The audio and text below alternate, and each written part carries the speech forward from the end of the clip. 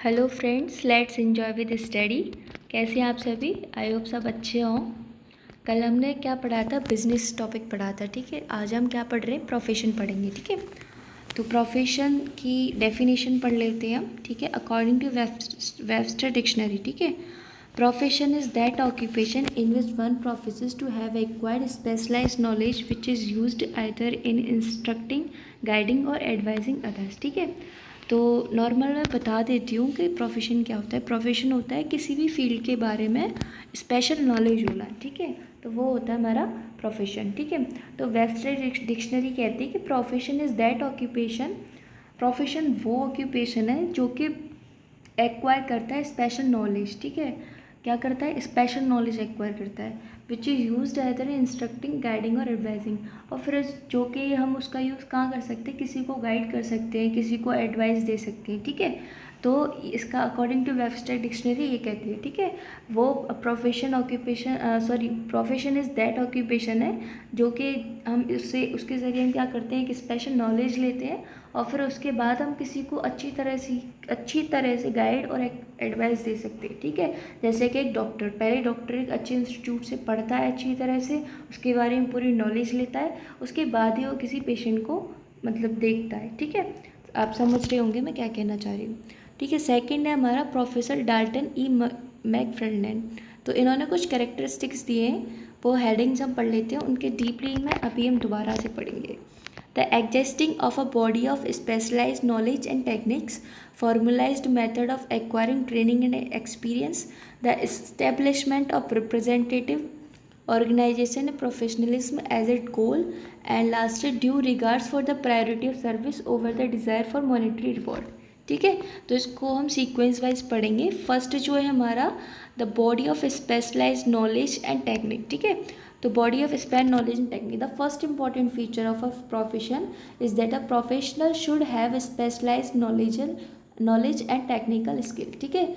तो हमारा जो फर्स्ट जो प्रोफेशन का फीचर है कि कोई भी प्रोफेशनल वर्कर है या प्रोफेशनल है किसी भी काम के प्रति, तो उसके काम के प्रति उसको सारी नॉलेज होनी चाहिए, स्पेशल नॉलेज और टेक्निकल स्किल्स आनी चाहिए उसे, तभी उसको हम क्या कहेंगे? एक प्रोफेशन में मतलब प्रोफेशनल पर्सन कहेंगे, ठीक है।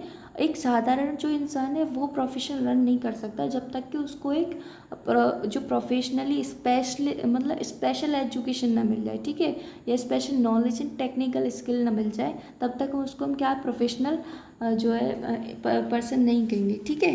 Therefore the occupation of a ordinary individual can not be called a profession, ठीक है। तो इसमें यही बोल रहा है कि अगर किसी व्यक्ति के पास स्पेशल नॉलेज और टेक्निकल स्किल्स हैं तो वही कोई प्रोफेशन में आ सकता है। बाकी जो साधारण व्यक्ति वो साधारण ही व्यक्ति है, बाकी उसको हम प्रोफेशनल नहीं कह सकते, ठीक है। प्रोफेशनल जो होता है उसको जो किसी भी काम के प्रति, जैसे कि डॉक्टर है तो उसको सारी नॉलेज होगी, प्रोफेशनली नॉलेज होगी, ठीक है। कोई चार्टेड अकाउंटेंट है तो उसको पूरी नॉलेज होगी। अब हर किसी का काम नहीं कर सकता ना, तो उसके बारे में उसको नॉलेज लेनी पड़ेगी, ठीक है। सेकंड है हमारा formulized method of acquiring training and experience. Formulize से ही समझ के होंगे कि ऐसा औपचारिक मेथड होना चाहिए, ठीक है, अनौपचारिकता से नहीं हमें सीखना है। There should always be a provision for training and experience in a profession. It means only that human activity can be called a profession, that knowledge of which is imparted by some institutions. तो there should always a provision, ये एक provision है कि जो training और experience है profession का वो it means only that human activity can be called a profession, the knowledge of which is imparted by some institution.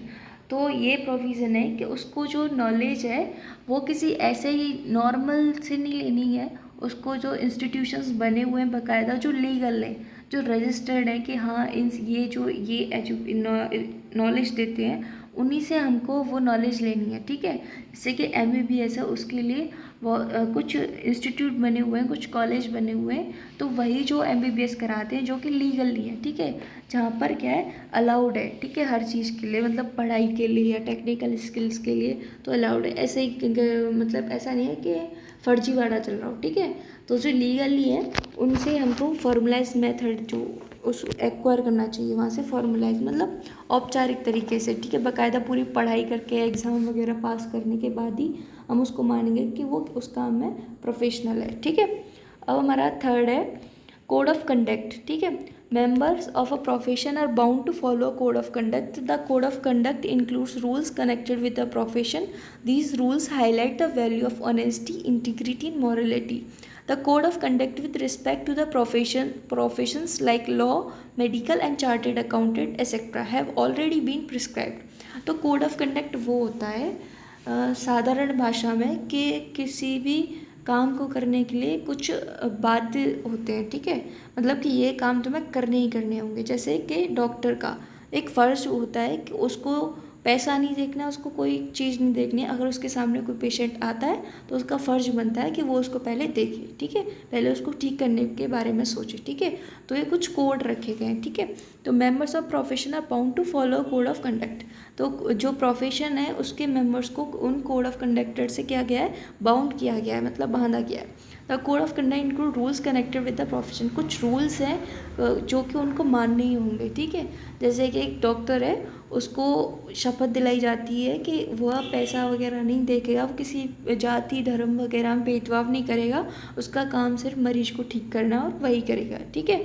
और जैसे कि एक सोल्जर से शपथ दिलाई जाती है कि उनसे कहे जाए तभी वह काम मतलब अपने देश की रक्षा नहीं करेंगे, वह स्वयं अपने देश की रक्षा करेंगे, ठीक है। तो ऐसे ही लॉ के लिए कहा जाता है कि वह कभी भी गलत तरीके से लॉ का यूज़ नहीं करेंगे, ठीक है। वकील के लिए कहा जाता है, ठीक है। तो ये हमारा कोड ऑफ कंडक्ट है। आई होप समझ में आ रहा होगा आपको, ठीक है। मतलब कि सिंपल भाषा में ये है कि कुछ रूल्स रेगुलेशंस बने होते हैं जिससे कि जो हाईलाइट करते हैं किसको, ऑनेस्टी को। जैसे कि अभी डॉक्टर है तो डॉक्टर अगर अपने रूल्स रेगुलेशन फॉलो करेगा तो उसको ईमानदारी उसकी क्या है, रिस्पेक्ट करी जाएगी, ठीक है। उसके प्रोफेशन की रिस्पेक्ट होगी, ठीक है। अब है हमारा लास्ट जो है priority of service over economic consideration. तो ये बोलता है कि हमको इकोनॉमिक से पहले प्रायोरिटी किसको देनी चाहिए, सर्विस को देनी चाहिए, ठीक है। अब इसको हम डीपली पढ़ते हैं। जो बोलती है theory, like all other business activities adopting a profession is also means of earning money under which on the basis of specialised knowledge one gets some proper remuneration for service of society. That's why professionals are respected in society. For example, a doctor follows his profession for his living पर social service happen to be his chief objective. तो इसका मैंने hint आपको दी थी और इसमें भी यही बोला गया है कि other business activities adopting a profession also means of earning money. जैसे कि अदर कुछ एक्टिविटीज़ होती हैं बिजनेस की, ऐसे एक प्रोफेशन भी एक पैसा कमाने का ज़रिया है, ठीक है। पर इससे पहले हमारा क्या होना चाहिए उद्देश्य, उसको सोशली होना चाहिए, ठीक है। सोसाइटी में जो है सर्विस देने का होना चाहिए, ठीक है, ना कि पैसा कमाने का।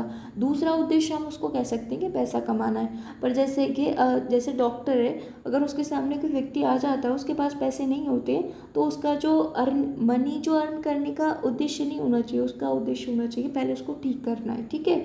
सेकेंड उद्देश्य उसका होना चाहिए कि मुझे पैसा कमाना है, ठीक है। तो इसमें यही बोला गया है कि फर्स्ट जो प्रायोरिटी देनी है वो सर्विस को देनी है, ठीक है, उनको सर्विस पहुंचानी है, ठीक है। सेकंड जो रखना है वो इकोनॉमिक रखना है। इकोनॉमिक्स आप समझ रहे होंगे मनी से, ठीक है। आई होप आपको सब अच्छे से समझ में आएगा। मैं बहुत इजी लैंग्वेज का यूज़ करती हूँ, ठीक है। और कुछ भी कोई दिक्कत हो तो वो मुझे आप बता सकते हैं, ठीक है। ये हमारा आज का प्रोफेशन जो है वो टॉपिक हो चुका है, ठीक है। आगे हम नेक्स्ट वीडियोज़ में आगे का करेंगे।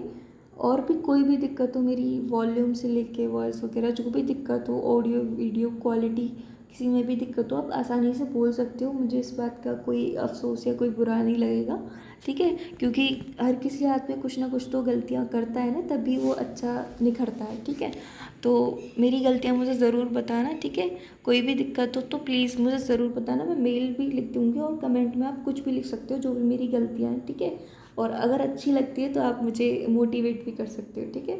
Thank you. हरे कृष्णा। और ये सब्सक्राइब शेयर लाइक और कमेंट करना नहीं भूलना है, और बेल आइकन को भी प्रेस कर लेना जिससे नेक्स्ट वीडियो की आपको पता चल जाएगी, ठीक है। Thank you. हरे कृष्णा।